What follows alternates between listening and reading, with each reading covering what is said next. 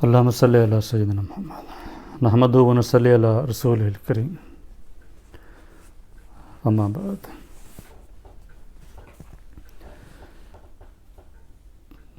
تیرواں بند جو ہے اسے ہم نے تقسیم کیا تھا 4 قسموں میں۔ اس کے 4 حصے کیے تھے ہم نے۔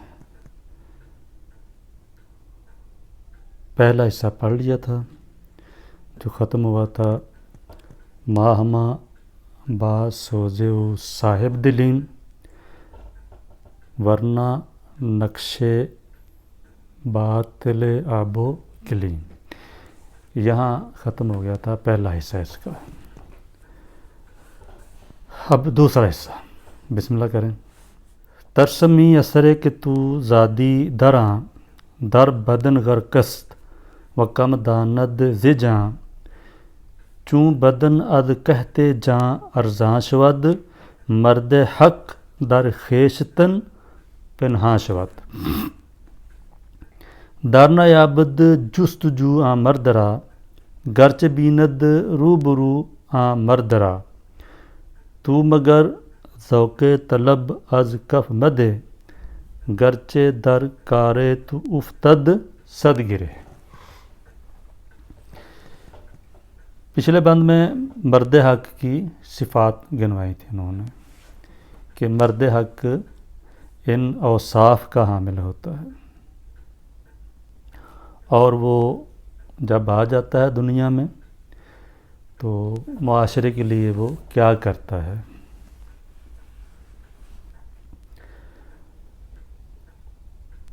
اب کیا بتا رہے ہیں کہ ترسم ازیں اثرے کہ تو زادی داراں، تو سے مراد وہی جاوید صاحب، اور جاوید صاحب کے پردے میں یا جاوید صاحب کے نام پر اس دور کا نوجوان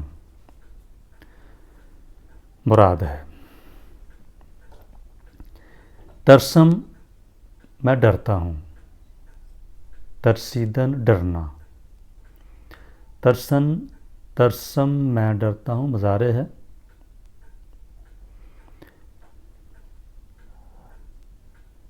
ای اسرے اس دور سے، میں ڈرتا ہوں اس دور سے کہ تو زادی دراں کہ تو پیدا ہوا ہے جس میں، یہ دور جس میں اے بیٹا تو پیدا ہوا ہے، میں اس دور سے ڈرتا ہوں، اس زمانے سے خوف کھا رہا ہوں۔ ڈر کس بات کا ہے؟ یہ دور جس میں تو پیدا ہوا ہے، اس دور کی خصوصیت کیا ہے؟ کیوں ڈرتا ہوں میں اس سے؟ در بدن غرقست، یہ دور بدن میں غرق ہو چکا ہے، وہ کم داند ز جاں، اور بہت کم جانتا ہے روح کے بارے میں۔ ز جان از جان، جان روح۔ 5ویں بند کی جب ہم نے وضاحت کی تھی تو اس وقت عقلہا بے باک و دلہا بے گداز چشمہا بے شرم غرق اندر مجاز، مجاز کی وضاحت کرتے ہوئے حوالے کے لیے ایک یہ شعر اس وقت پڑھا گیا تھا، اور بتایا تھا میں نے کہ مجاز سے مراد انہوں نے کیا لیا ہے، کہ وہ کہتے ہیں کہ اس دور کی آنکھوں میں حیا باقی نہیں رہ گیا ہے، چشمہ بے شرم، جہاں آنکھیں بے شرم ہو گئی ہیں، ہو چکی ہیں، اور دلوں میں نرمی یا گداز باقی نہیں رہ گیا ہے، اور آنکھیں بے شرم ہو گئی ہیں اور مجاز میں غرق ہو چکی ہیں۔ تو مجاز سے مراد یا مجاز کی وضاحت یا مجاز کا ایک بالکل واضح مطلب جو انہوں نے خود بتایا وہ یہ ہے لفظ بدن. وہاں فرمایا ہے در غرق اندر مجاز میں آنکھیں غرق ہو چکی ہیں. یہاں بتایا ہے در بدن غرق است. یہ دور جس میں بیٹے تو پیدا ہوا ہے یہ بدن میں غرق ہے. روح کے بارے میں علم کم رکھتا ہے.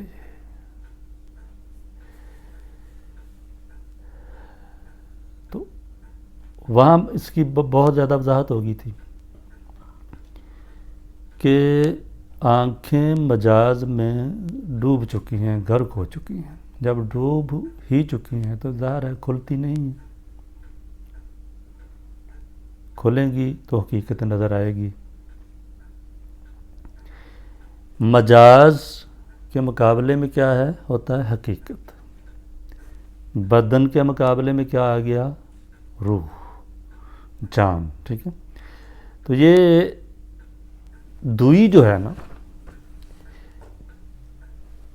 اسی کا نام دنیا ہے اور اسی کا نام آخرت ہے. دوئی کو سمجھ لینا ہی علم ہے. اصل علم یہ ہے کہ انسان دوئی کو سمجھ لے. ایک طرف جسم ہے اس کے مقابلے میں جان ہے، ایک طرف حقیقت ہے اس کے مقابلے میں مجاز ہے. اللہ تعالیٰ ہے اس کے مقابلے میں اس کی یہ بنائی ہوئی دنیا یا کائنات ہے. ایک طرف روح ہے اس کے مقابلے میں مادہ ہے، مادیت ہے. ایک طرف روحانیت ہے مقابلے میں مادیت ہے. ایک طرف دنیا ہے اس کے مقابلے میں آخرت ہے. تو یہ ساری دو ندیوں کی طرح، دو ندی کے دو کناروں کی طرح برابر چلتی ہے دونوں چیزیں. ایک کو چھوڑنا ہے، ایک سے ہم نے آنکھیں بند کرنی ہیں. ایک کو اگنور کرنا ہے، ایک پر کم دھیان دینا ہے، دوسرے کی طرف زیادہ دھیان دینا ہے. دوسری چیز کو ہم نے اپنانا ہے، دنیا کے مقابلے میں آخرت کو اپنانا ہے. مجاز میں یہ ساری چیزیں آ جائیں گی. اسی طرح بدن میں ساری چیزیں آ جائیں گی. بدن جنہیں ہم ظواہر کہتے ہیں، ظاہری چیز. چھلکا، اس کے مقابلے میں کیا ہوگا؟ مغز. ٹھیک ہے. مجاز چھلکا ہوگا، حقیقت مغز ہوگا.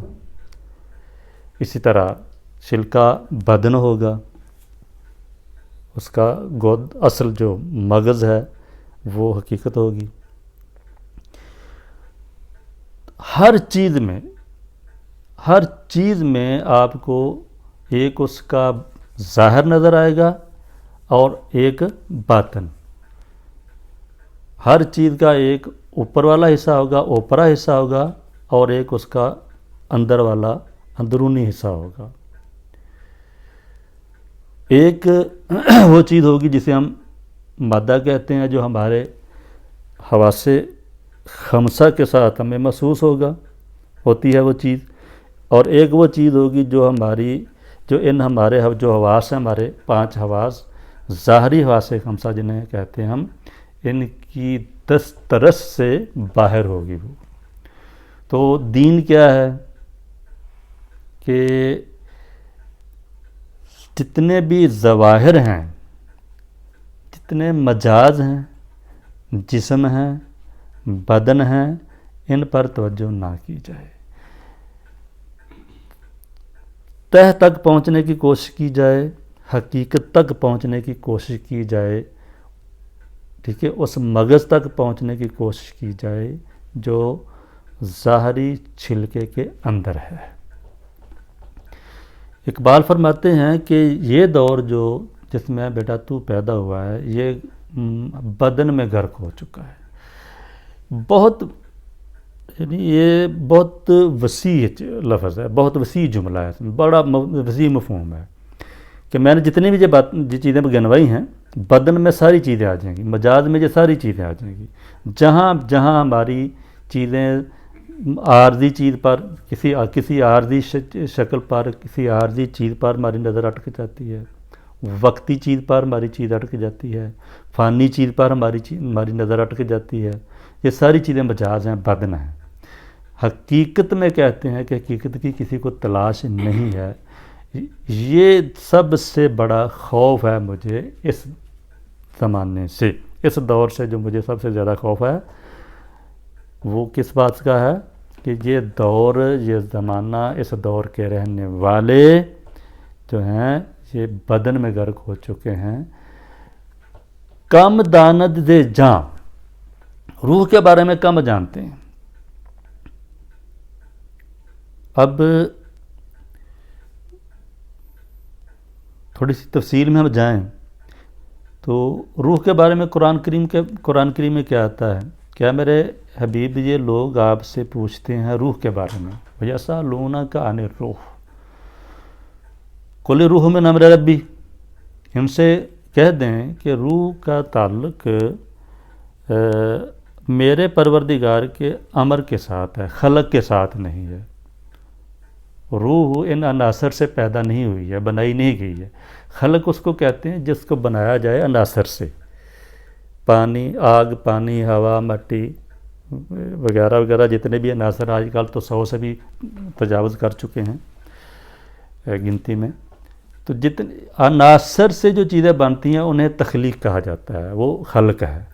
انہیں جہاں یہ چیزیں بنتی ہیں انہیں عالم خلق کہا جاتا ہے۔ لیکن جس چیز کا تعلق عناصر سے نہیں ہے، جو ان عناصر سے نہیں بنی ہے، کہتے ہیں میرے پیغمبر انہیں کہہ دیں کہ روح کا تعلق عالم امر سے ہے، خلق سے نہیں ہے۔ تو جو چیز عناصر سے بنی نہیں ہے وہ تمہارے حواس کی دسترس سے باہر ہے، جس کی بناوٹ میں، جس کی تشکیل میں مٹی نہیں ہے، پانی نہیں ہے، ہوا نہیں ہے، آگ نہیں ہے، ٹھیک ہے، پتھر نہیں لگایا گیا، اس کو اینٹیں سے نہیں چنی گئی ہے، وہ آپ کے حواس میں نہیں آئے گی۔ تو انہیں فرما دیں کہ روح کا تعلق کس چیز کے ساتھ ہے؟ میرے پروردگار کے امر کے ساتھ تعلق رکھتی ہے یہ چیز۔ وَمَا أُوتِيتُم مِّنَ الْعِلْمِ قَلِيلًا مَا أُوتِيتُم مِّنَ الْعِلْمِ إِلَّا قَلِيلًا، تمہیں جو علم عطا کیا ہے، جو علم تمہیں دیا گیا ہے وہ بہت تھوڑا ہے، تو بہت تھوڑا علم ہے۔ چونکہ عمومی طور پر تمہارے پاس علم بہت کم ہے، اس لیے روح کے بارے میں تم جان ہی نہیں سکتے ہو۔ یہ نہیں کہ روح کے بارے میں تمہیں علم کم دیا گیا ہے، تمہارے پاس جو علم ہے، جو علم بنی نوع انسان کو دیا گیا ہے وہ بہت کم ہے، بہت کم علم ہے، ٹھیک ہے۔ اللہ کے علم کے مقابلے میں، فرشتوں کے علم کے مقابلے میں اللہ کریم نے جو کائناتیں بنائی ہیں ان تک ہمارے علم کی زد سے باہر ہیں، ہم ان پر کمند نہیں پھینک سکتے۔ تو چونکہ روح کا تعلق عالم خلق کے ساتھ ہے ہی نہیں، اس لیے تمہارا علم اس تک نہیں پہنچ سکتا، تمہارے علم کی پہنچ روح تک نہیں ہو سکتی، تم نہیں جان سکتے کہ روح کیا ہے۔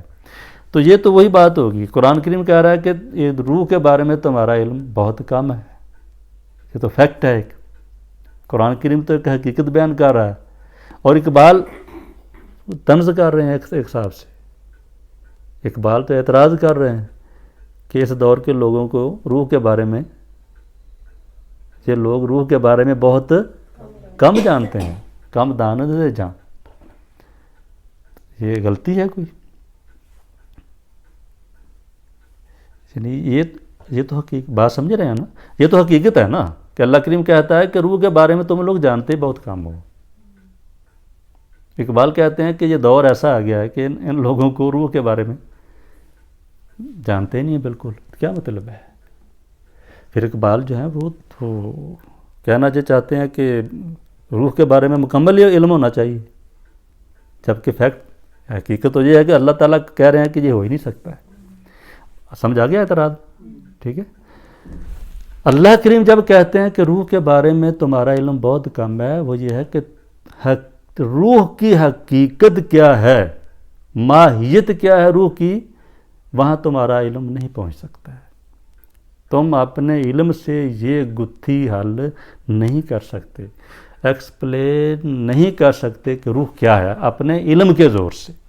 تمہارے اس علم کی دسترس سے وہ باہر ہے. اللہ کریم یہ کہہ رہے ہیں کہ روح کی حقیقت کیا ہے یہ تم نہیں جان سکتے. اقبال کہہ رہے ہیں کہ تم روح کے بارے میں بہت کم جانتے ہو، یہ لوگ کتنے بدبخت ہیں، روح کے بارے میں جانتے ہی نہیں، بہت کم جانتے ہیں. اس کا مطلب یہ ہے کہ ہماری ساری توجہ جو ہے وہ روح کے بارے میں ہونی چاہیے، روحانیت کی طرف ہونی چاہیے، روح کا علم حاصل کرنے کی طرف نہیں. ٹھیک ہے. روح کی حقیقت جاننے کے بارے میں نہیں، بلکہ روح جو چاہتی ہے، روح کے ساتھ جن چیزوں کا تعلق ہے، ہماری ساری توجہ ان کی طرف ہونی چاہیے. ہماری توجہ شلکے کی طرف نہیں ہونی چاہیے بلکہ مغز کی طرف ہونی چاہیے، بدن کی طرف نہیں ہونی چاہیے، بدن پر ہمارا فوکس نہیں ہونا چاہیے بلکہ روح پر ہونا چاہیے. تو اقبال کہتے ہیں کہ روح کے بارے میں یہ بہت کم جانتے ہیں کیونکہ روح نظر نہیں آتی ہے. اور یہ جو ہے اس دور کا نوجوان جو ہے وہ اسی جہالت کے دور میں واپس چلا گیا ہے.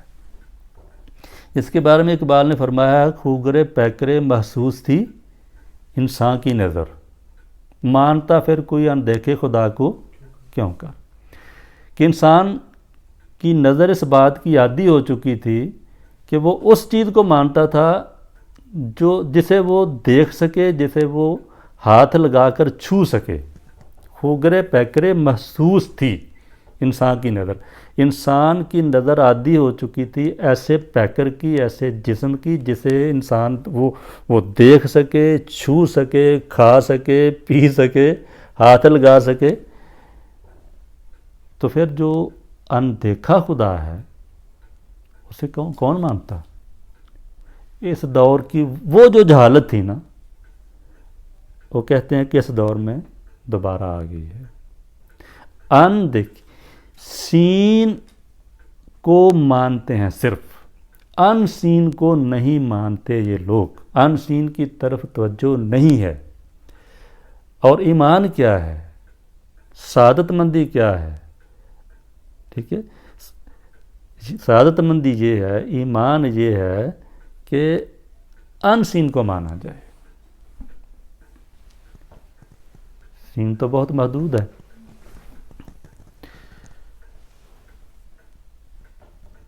رہنمائی ملتی ہی اس کو ہے جو ان سین کو مانتا ہے. اور دور حاضر کا سب سے بڑا دکھ کیا ہے، اس کی سب سے بڑی بیماری کیا ہے کہ یہ ان سین کو نہیں کام سارے ان سین والے ہو رہے ہیں. ٹھیک ہے. سائنس ان سین کو مانتی ہے، جو چیز نظر نہیں آ رہی ہے اس کے پیچھے بھاگتی ہے، لیکن پیچیدگی یہ ہے کہ مانتے نہیں. کہتے ہیں کہ روحانیت کی طرف توجہ بہت کم ہے اس دور کی. جس دور میں بیٹے تو پیدا ہوا ہے نا، مجھے دکھ ہے اس بات کا ہے، ڈرتا میں اس بات سے ہوں کہ تیری نظر بھی الجھ کر رہ جائے گی ظواہر پر ہی. تیری نظر بھی الجھ کر رہ جائے گی بدن پر.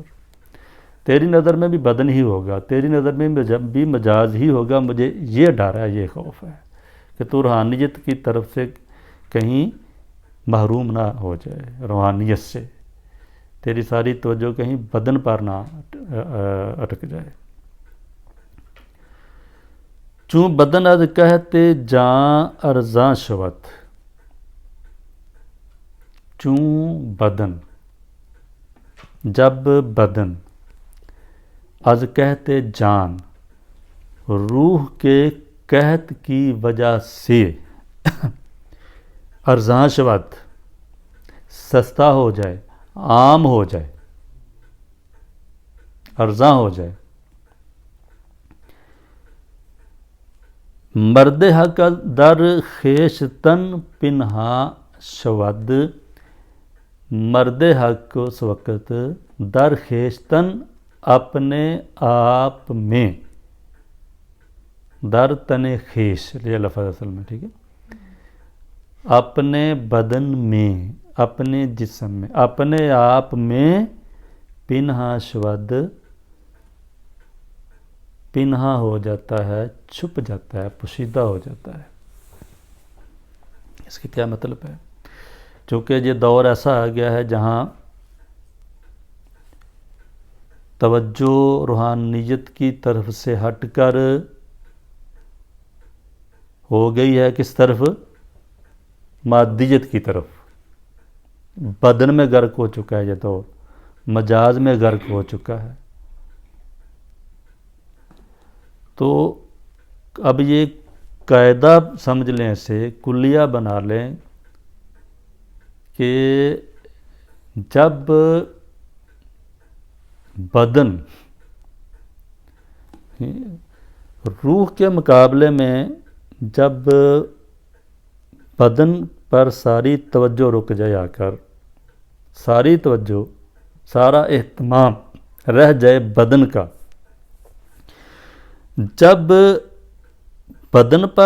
بدن سارے کا سارا اہتمام رہ جائے بدن کا، سارا اہتمام دیا جائے بدن کو، تو اس وقت روح اگنور ہو جائے گی۔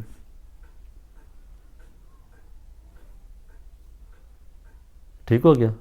یعنی جب ساری توجہ آپ کی رک گئی بدن پر آ کر، تو روح جو ہے نا،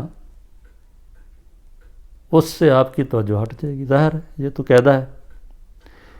کہتے ہیں کہ جب روح سے توجہ ہٹا لی جائے، ساری توجہ دی جائے بدن کو، بدن کی طرف ساری توجہ ہو جائے، پھر کیا ہوتا ہے؟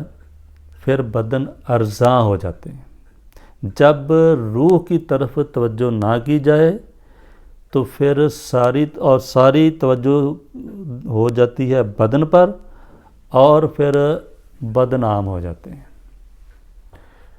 پھر بدن جو ہے ان کا سیلاب آ جاتا ہے، پھر جسم ہی جسم نظر آتے ہیں، پھر چھلکے ہی چھلکے نظر آتے ہیں، پھر بدن رہ جاتے ہیں۔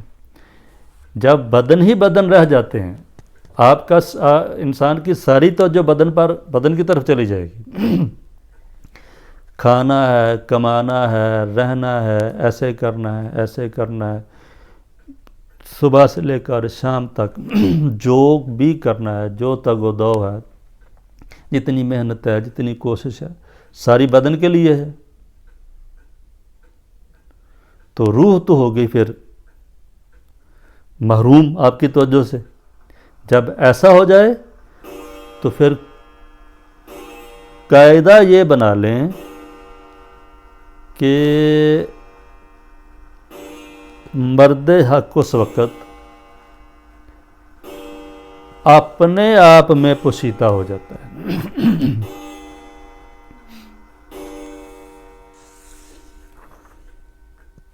چون بدن از کہتے جاں، جب بدن روح کے قحط کی وجہ سے ارزاں ہو جاتا ہے، سستا ہو جاتا ہے، تو پھر مرد حق خود میں چھپ جاتا ہے، خود میں پنہا ہو جاتا ہے۔ اس کا کیا مطلب ہے؟ مرد حق جو ہے ہونا تو یہ چاہیے کہ جب اس کا معاشرہ مادہ پرست بن جائے، اس کے دور کی ذہنیت مادہ پرستانہ ہو جائے، تو پھر ہونا تو یہ چاہیے کہ وہ میدان میں آئے اور لوگوں کو مادہ پرستی سے ہٹا کر روح کی طرف لائے، لوگوں کو مجاز کے نقصانات بتا کر انہیں حقیقت کی طرف لائے۔ ہونا تو ایسے چاہیے، لیکن اقبال فرماتے ہیں کہ جب ایسا ہو جاتا ہے نا، بدن سستے ہو جاتے ہیں، بدن عام ہو جاتے ہیں، اور روح کا قحط پڑ جاتا ہے، روح نہیں ملتی کہیں سے، روحانیت جو ہے وہ اس سے دنیا جو ہے آنکھیں بند کر لیتی ہے، اس کی طرف توجہ نہیں کرتی، تو پھر کیا ہوتا ہے؟ کہتے ہیں کہ بدن سستے ہو جاتے ہیں، بس پھر جب ایسا ہو جاتا ہے، روح کا قحط پڑ گیا، یہ مہنگی ہوگی، یہ مہنگی ہوئی، آنکھوں سے اوجھل ہوئی، بدن سستے ہو گئے، بدن ہر طرف نظر آ جانا، جو چیز سستی ہو جاتی ہے وہ کیا ہوتا ہے؟ عام ہو جاتی ہے نا، ہر آدمی خریدتا ہے، غریب بھی خریدتا ہے، امیر بھی خریدتا ہے، مزدور بھی خریدتا ہے، فقیر بھی خریدتا ہے، ہر آدمی کی دسترس میں ہو جاتی ہے وہ چیز۔ تو کہتے ہیں جب بدن ہو جائیں، جب ساری توجہ بدن کی طرف ہو جائے، جب سارا اہتمام بدن کے لیے کیا جائے، تو پھر مرد حق خود میں چھپ جاتا ہے۔ اب دو صورتیں ہوتی ہیں، ایک تو یہ ہوتا ہے کہ جب سیلاب آ جائے تو آپ سیلاب کے آگے بند باندھنے کی کوشش کریں۔ دوسری صورت یہ ہوتی ہے کہ آپ ایک سائڈ پہ ہو جائیں اور اس ریلے کو گزرنے دیں۔ یہ دونوں صورتیں ہو سکتی ہیں نا بچنے کی، یعنی ایک تو یہ ہے کہ آپ برائی کا ریلا جو ہے آپ اس کو روکیں،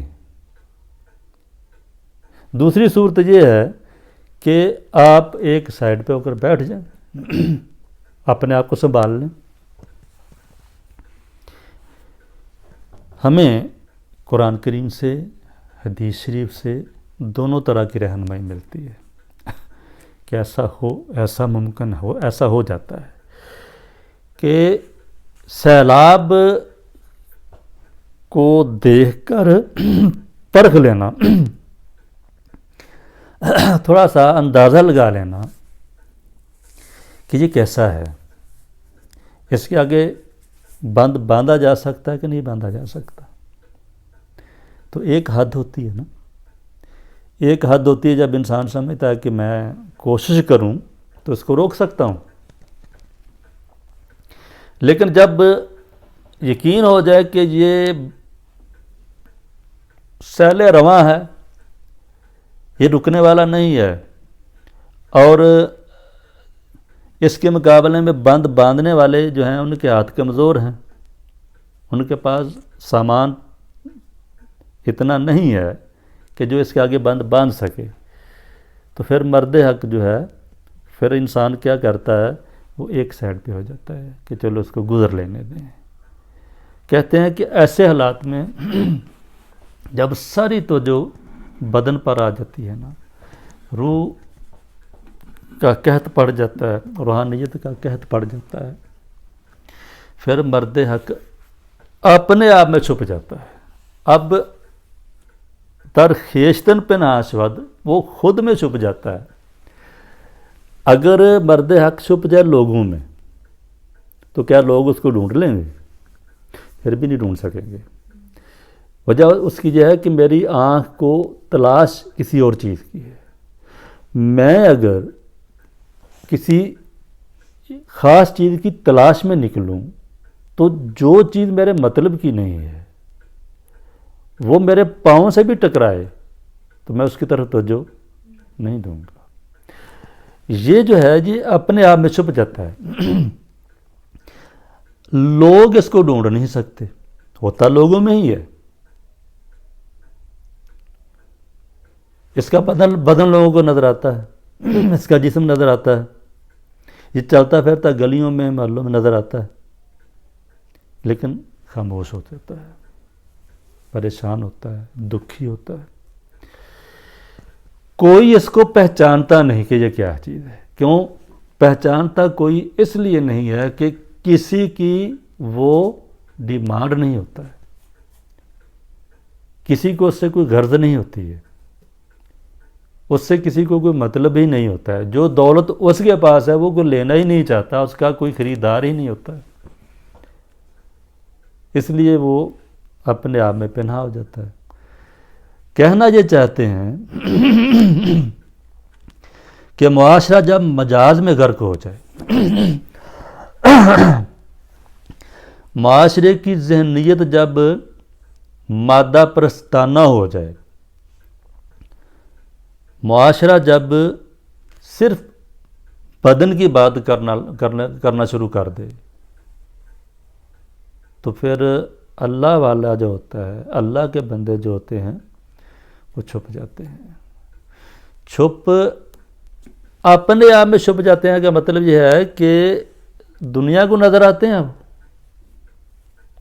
لیکن چھپے ہوتے ہیں اس لیے کہ دنیا کو ان کی ضرورت نہیں ہوتی،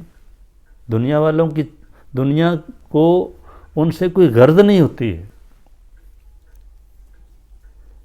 دنیا کی نظریں کچھ اور چیز ڈھونڈ رہی ہوتی ہیں، وہ ان کے سامنے ہوتا ہے، ان کے اندر چلتا پھرتا ہے، لیکن انہیں نظر نہیں آتا ہے.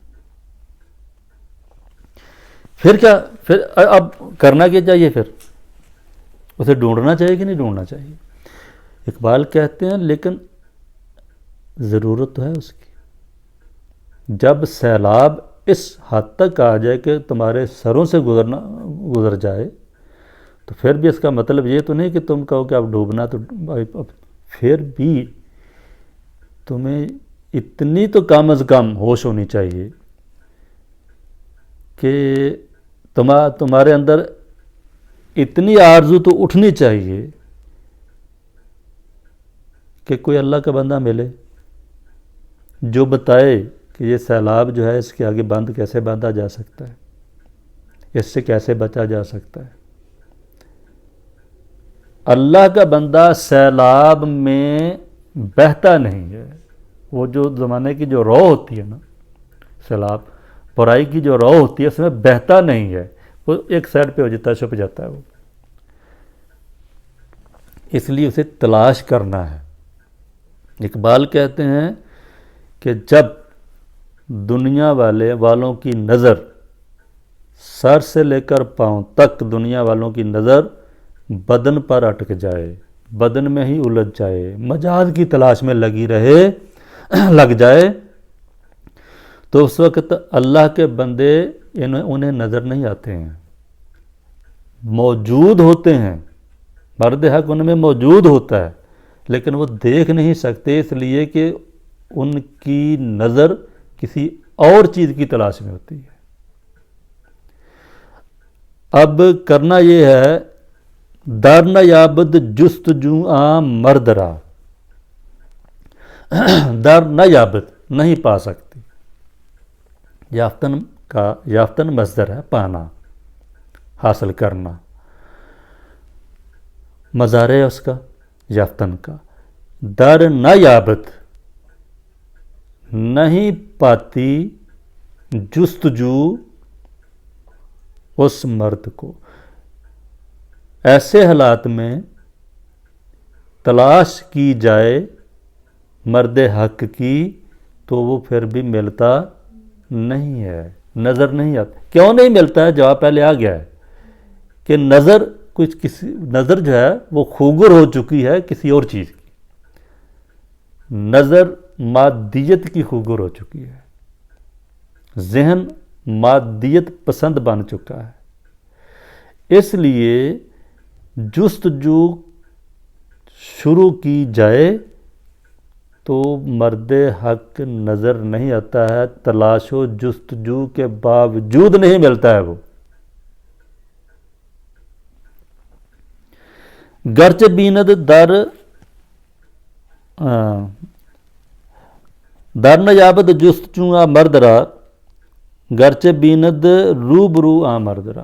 اگرچہ لوگ اس مرد حق کو روبرو ہی دیکھتے رہیں، اگرچہ ان کے سامنے لگا پھرتا ہو، اگرچہ مرد حق ان کی آنکھوں کے سامنے لگا پھر رہا ہو، ادھر جا رہا ہو ادھر جا رہا ہو، انہیں اپنی آنکھوں سے دیکھ رہے ہیں اسے، لیکن ملتا نہیں ہے وہ،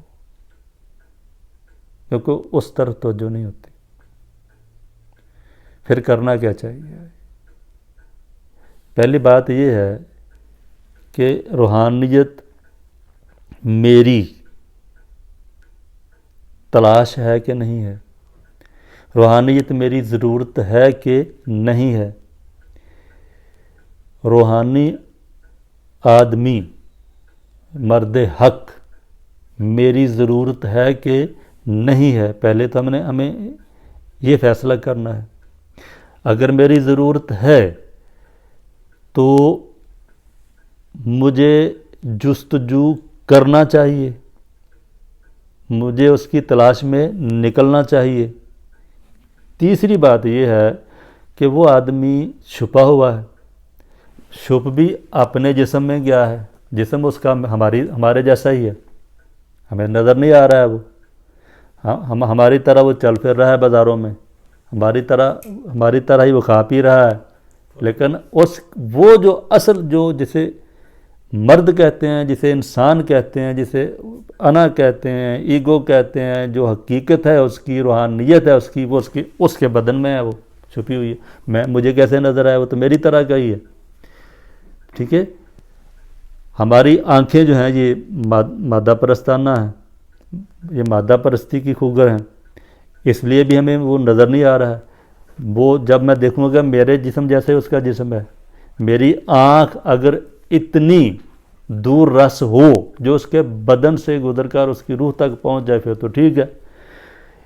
اس لیے مرحلہ مشکل ہے کچھ، کہتے ہیں جستجو کرنے کے باوجود وہ مرد جلدی ملتا نہیں ہے، اگرچہ ہماری آنکھوں کے سامنے ہی وہ لگا پھر رہا ہو۔ لیکن بیٹا کرنا کیا ہے؟ تو مگر ذوق طلب از کف مدے، ٹھیک ہے۔ تو لیکن تو طلب جستجو کا ذوق جو ہے اسے اپنے ہاتھ سے مت جانے دے۔ مطلب کیا ہے؟ تو اپنی تلاش جاری رکھ،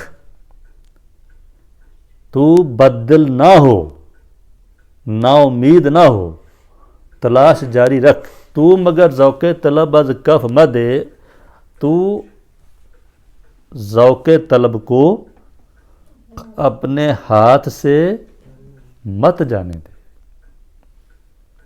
ٹھیک ہے۔ تو تلاش جاری رکھ،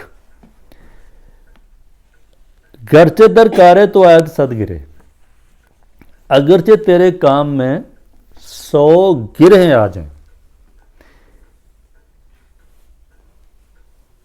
اگرچہ سینکڑوں رکاوٹیں تیرے راستے میں آ جائیں، گرا گانٹھ،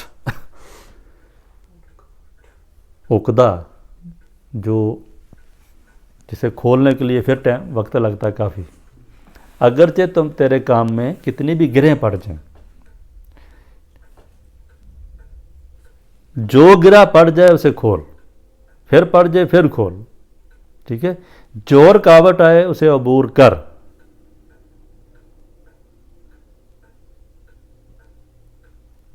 طلب اور جستجو کا دامن نہیں چھوڑنا ہے، ٹھیک ہے۔ طلب جاری، جستجو جاری رکھنا ہے، پھر ایک وقت آئے گا کہ تجھے مرد حق مل جائے گا۔ یہ مسئلہ اس مسئلے کا جواب ہے، اس سوال کا جواب ہے کہ ہم لوگ تاریخ کے بطون میں داخل ہو جاتے ہیں، ہم ماضی میں چلے جاتے ہیں، ہم کہانیاں سناتے ہیں بزرگان دین کی، اہل اللہ کی، اہل معرفت کی، اللہ کے بندوں کی۔ تو سوال یہ ہے کہ وہ اللہ کے بندے ہم سے پہلے ہی کیوں ہو گزرے ہیں، اب کیوں نہیں ہیں؟ اب اگر مجھے کسی اللہ کے بندے کا ہاتھ تھامنا ہو، کسی اللہ کے بندے کے دامن کے ساتھ وابستہ ہونا ہو، تو کیا اب بھی مل سکتا ہے؟ یہ اس کا جواب ہے کہ ہوتا ہے، ٹھیک ہے نا؟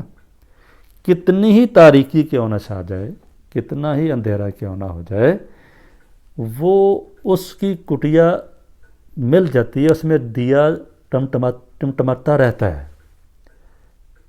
صرف تھوڑی سی تلاش کرنا ہے، جستجو کرنا ہے، جنگل میں داخل ہونا ہے ایک دفعہ آپ نے، تو وہ کہیں جتنا اندھیرا زیادہ ہو جائے گا نا، اس کی کٹیا میں جو دیا جل رہا ہے نا، اس کی روشنی اتنی ہی جلدی نظر آ جائے گی آپ کو، اتنی ہی زیادہ روشنی دے گی۔ آپ نے صرف تلاش کرنا ہے۔ تو اللہ کے بندے اس وقت بھی تھے، اب بھی ہیں۔ اس وقت بھی انہیں تلاش ہی کیا جاتا تھا، کیونکہ یہ معاشرے میں جو بدبو اور تعفن پھیلا ہوتا ہے نا برائیوں کا، ان کی ناک بڑی حساس ہوتی ہے، اس بدبو سے دور بھاگتے ہیں یہ، اور اس لیے کتنی بھی زیادہ راکھ کیوں نہ ہو، اسے ہم نے اس راکھ کو ہم نے کریدتے رہنا ہے، ٹھیک ہے؟ نیچے چنگاریاں ہیں، چنگاری ہوتی ہے، وہ مل جاتی ہے، انگارہ بھی مل جاتا ہے نیچے سے۔